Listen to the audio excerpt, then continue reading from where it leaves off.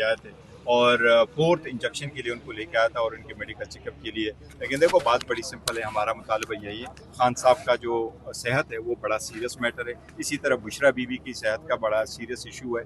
ये उनका बुनियादी हक है कि उनको हॉस्पिटल में शिफ्ट किया जाए, उनके डॉक्टर उनके निगरान के ज़ाती मालिज की निगरानी में उनका इलाज हो और उनके फैमिली मेम्बर उनके साथ हो। ये बड़े अरसा से वो मुतालबा कर रहे हैं, ये उनका हक है जो उनको नहीं दिया जा रहा। अदालतों के ऑर्डर भी मौजूद हैं, फिर भी वो ऑर्डर इम्प्लीमेंट नहीं होते। मुलाकातें ज़रूरी है, मुलाकातें नहीं हो रही।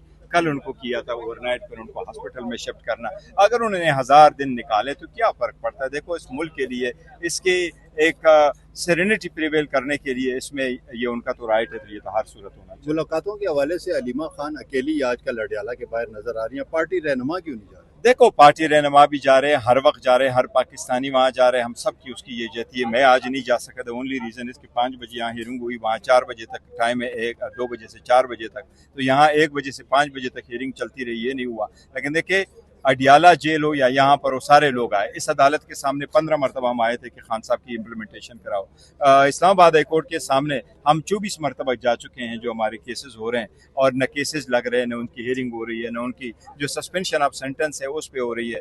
जबकि हमने हमेशा से मुल्क के लिए आवाज़ उठाई है, रियासत के लिए आवाज़ उठाई है, पाकिस्तान के साथ खड़े हुए हैं। 25 मई 2025 आया तो हम पाकिस्तान के साथ खड़े थे, इंडिया के खिलाफ थे, पाकिस्तान के लिए हमने आवाज़ उठाई है।